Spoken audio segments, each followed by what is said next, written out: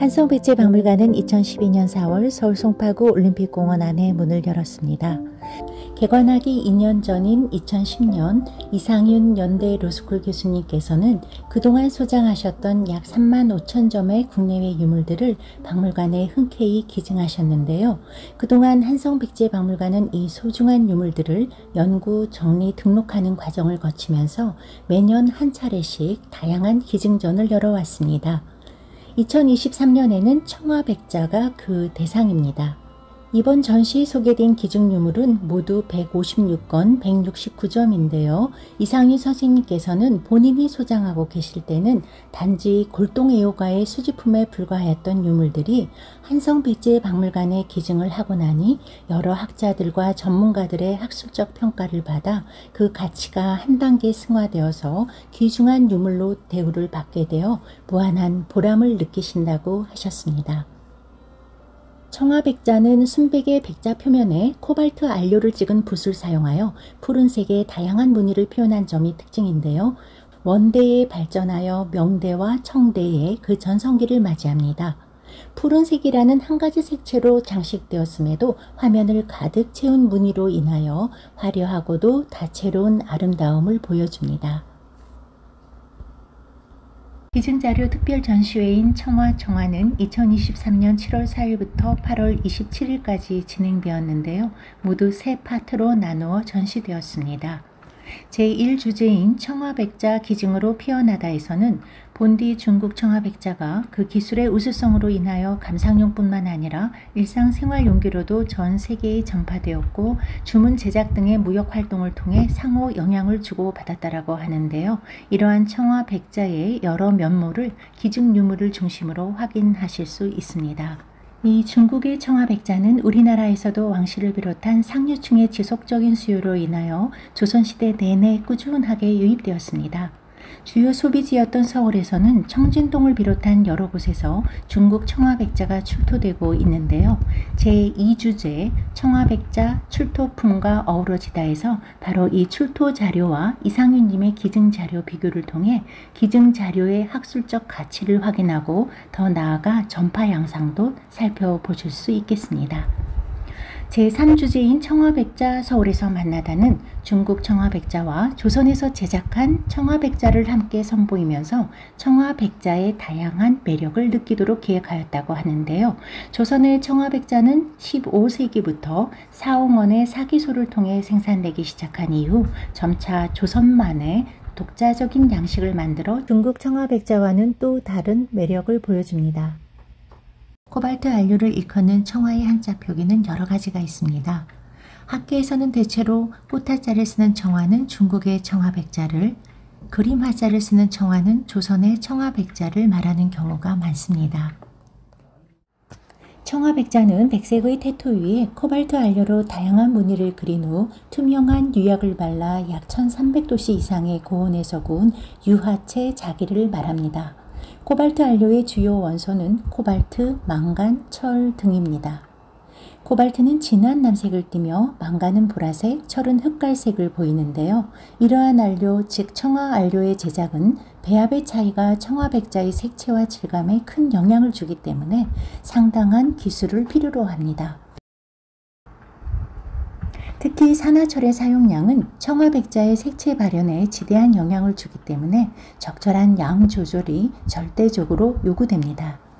이상윤 선생님께서 기증해 주신 청화백자들은 중국 민간 가마에서 제작된 청화백자들인데요. 원대부터 민국 시기까지 폭넓은 제작 시기를 아우르며 기종도 다양합니다. 기종은 크게 세 가지로 나눌 수가 있는데요. 식기류와 저장용기류, 기타류 이렇게 세 종류입니다. 먼저 그 식기류에는 대접, 바리, 접시, 잔, 굽다리 잔 등이 있고요. 저장 용기류에는 항아리와 병, 합 등이 있습니다. 기타류에 속하는 것은 뚜껑과 등잔, 연적, 의자, 베개, 화분, 절구, 숟가락, 세모이 항아리 등이 있습니다.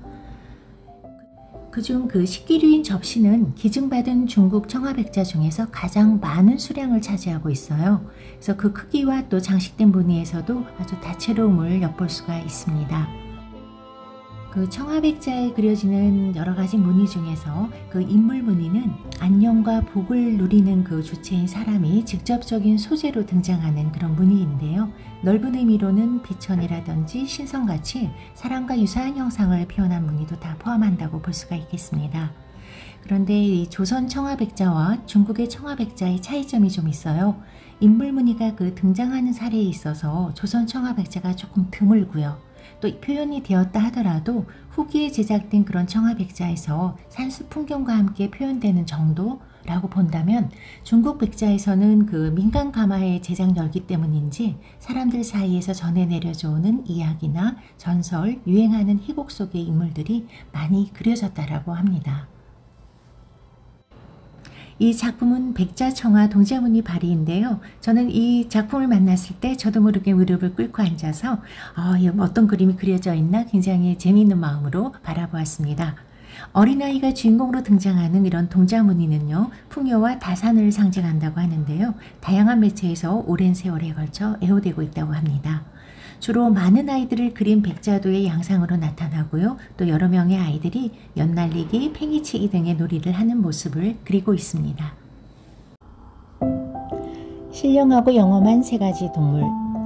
용, 봉황, 기린은 옛부터 신성하게 여겨져 온 상상 속의 동물들입니다. 용, 봉황, 기린에 거북까지 더해지면 사령이라고 하는데요. 이는 신령스러운 네 가지 짐승을 가리키는 말입니다.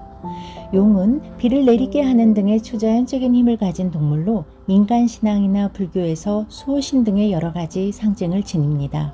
특히 황제의 권위나 위엄을 상징하는 경우가 많으며 왕의 자손을 용손, 왕의 얼굴은 용안, 왕의 도포는 골룡포라 하여 표현에서 왕권과의 연관성을 엿볼 수 있습니다. 또한 발톱의 수로도 제왕 간의 위계 질서를 표현하는데요. 황제는 발톱이 5 달린 5조룡, 왕은 4조룡, 왕세자는 3조룡이라고 합니다. 봉황은 고상하고 품위 있는 모습을 지닌 상상 속의 새를 가리킵니다.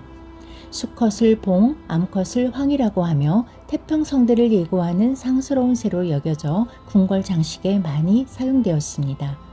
기린은 사슴, 말, 사자의 모습에 용의 비늘을 가진 것으로 묘사됩니다. 하늘과 땅을 이어주는 매개체로 여겨지며 유교에서는 어진 동물의 상징으로 공자에 빗대어 표현되기도 합니다. 일찍이 중국 전한의 무제가 기린각이라는 누각을 세워 공신 11명의 조상을 누각 위에 걸었다는 이야기가 전해져 오는데요. 그래서 재주가 남다르게 뛰어난 젊은이를 기리나라고 일컫기도 합니다. 행복을 가져다주는 식물들. 국화는 매와 난초, 대나무와 더불어 사군자라고 일컬어지는데요. 군자의 절개를 상징하는 꽃으로도 유명합니다. 이는 다른 꽃은 이미 지고 없는 늦가을까지 서리를 견디는 속성에서 바로 그 유래를 찾을 수 있습니다. 그 국화는 중앙에는 수술을 중심으로 작고 얇은 꽃잎이 촘촘히 붙어 있는 것으로 볼 수 있는데요. 이는 도안으로 표현하기 비교적 쉬운 대상이기 때문에 다양한 공예품에 장식된 사례가 많습니다. 연꽃은 강한 생명력 때문에 오래전부터 생명의 창조와 번영의 상징으로 사랑받아 왔습니다. 불교에서는 연꽃이 진흙 속에서 피는 꽃이라 하여 순수의 상징물로 여겨졌는데요. 꽃과 열매가 함께 생기는 연꽃의 속성에 착안하여 연이어 자손을 얻는다는 연생의 의미도 지닌다고 합니다. 불수감은 감귤류에 속하는 과일인데요. 겨울에 선황색의 열매를 맺는다고 합니다. 손가락처럼 갈라진 열매의 생김새가 마침 부처님의 손가락을 닮았다고 해서 불수감이라는 이름이 붙여졌는데요. 불수감의 불이 중국어 발음상 복복자와 같아서 행복의 상징으로도 사용됩니다. 특히 복숭아, 석류와 함께 다남, 다복, 다수의 3달을 상징하는 과일이기도 합니다. 이상윤 교수님께서 기증하신 청화백자는 대부분 중국에서 수집하신 중국 청화백자인데요. 서울에서도 조선시대 때 수입되었던 중국의 청화백자가 발견된 곳이 있습니다. 바로 중구의 청진동 일대를 비롯하여 관운동, 세종로동, 설인동, 관수동, 정동 등입니다. 파트 2 청화백자 출토품과 어우러지다에서는 기증 청화백자와 서울 출토 중국 청화백자를 모아서 한눈에 볼 수 있도록 기획했다고 하는데요. 선별 기준은 가급적 무늬와 그릇의 형태가 같은 것을 기본으로 했지만 모양이 같지 않더라도 같은 계통의 무늬라면 함께 묶어서 전시했다고 합니다. 그 이유는 그릇의 형태가 다르더라도 같은 무늬가 여러 가지 형태의 그릇으로 제작되었음을 함께 보여줄 수 있기 때문이라고 하네요. 조선과 일본을 비롯하여 동아시아로 수출된 중국산 청화백자의 대표작은 영지 풀꽃무늬 청화백자, 보상화 무늬 혹은 보상화 넝쿨 무늬로 불리는 꽃넝쿨 청화백자입니다. 특히 조선 왕실에서는 천상계를 상징하는 보상화의 특징 때문에 꽃넝쿨 무늬 청화백자를 사용하였는데요. 한편으로는 왕실 내 종친들도 이를 사용하기 위하여 조선 분원에서 꽃넝쿨 무늬 청화백자를 모방 제작하였다고 합니다. 한성백제박물관은 개관 이후 서울 시내에서 출토된 문화재를 문화재청으로부터 위임받아 등록 보관해 왔으며 이를 특별 전시를 통해 지속적으로 공개하고 있습니다. 현재까지 발굴조사된 서울 시내 유적 가운데에서 중국의 청화백자가 출토된 곳은 75개소 이상이며 한성백제박물관으로 유물이 위임된 유적지도 23개소라고 합니다. 이 유적지들 가운데 청화백자가 다량으로 발견된 지역은 청진동 인근의 시전 행랑 및 관청 유적 일대인데요. 이 지역들에서는 중국에서 수입한 중국제 청화백자뿐 아니라 조선에서 제작된 청화백자도 다수 발굴되었다고 합니다. 파트 3 청화백자 서울에서 만나다에서는 서울 시내에서 출토된 조선과 중국의 청화백자를 통해 조선시대 청화백자의 위상 및 변화 과정을 살펴보실 수 있겠습니다. 서울 출토 중국 청화백자. 서울에서는 16세기까지의 명대 청화백자가 다수 발굴되는 반면 17에서 18세기에 해당하는 청대자기의 출토량은 좀 적은 편입니다. 이는 병자호란 이후 조선의 배청의식이 반영된 결과라고 볼 수 있겠는데요. 그러나 19세기 이후에는 북학론의 영향으로 청의 문물을 수용하면서 그 결과 청대 청화백자의 출토량도 다소 증가하는 양상을 보입니다. 서울 출토 중국 청화백자 그릇의 종류는 대부분 대접과 접시 등의 식기인데요. 무늬는 시기를 막론하고 식물 무늬가 대다수를 차지합니다. 명대 청화백자는 소나무, 대나무, 매화로 이루어진 세안사무와 국화 연꽃 등을 중심무늬, 넝쿨 무늬를 보조무늬로 장식한 식기들이 대다수이고 청대 청화백자는 영지 풀꽃 무늬와 꽃넝쿨 무늬의 식기들이 종종 출토되었다고 합니다. 조선 초기 세종 시기만 하더라도 왕이 사용하는 그릇은 대부분 백자였다라고 합니다. 세조 시기에 이르러서 청화백자를 혼용해서 사용했다는 기록이 성현의 용제총화 권10에 나오는데요. 이 시기에 조선의 관여에서도 중국과 비슷한 수준의 청화백자를 생산하지만 푸른색의 회회청을 구하는 것이 쉬운 일이 아니다 보니 초기에는 소량 생산할 수밖에 없었다고 합니다.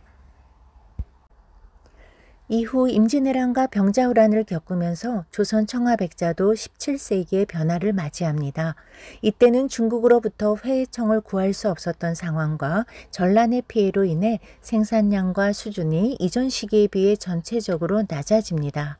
그러나 18세기 이후에는 사회가 안정을 되찾고 중국과의 관계 개선으로 회회청 수급도 원활해집니다.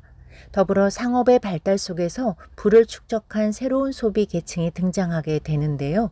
이들에게 금사리요와 분원리요를 중심으로 양질의 일상기명 청화백자가 제작되어 판매됩니다. 조선 후기 청화백자의 주요 문양은 왕권을 상징하는 구름 용문이나 문인 사대부들의 취향을 반영한 산수무늬, 사군자 무늬 등인데요. 이러한 무늬가 지속적으로 사용되면서 길상의 소재들도 등장합니다. 대표적인 길상 소재로는 숫자, 복자를 쓴 수봉 무늬와 물환 무늬 등이 있습니다.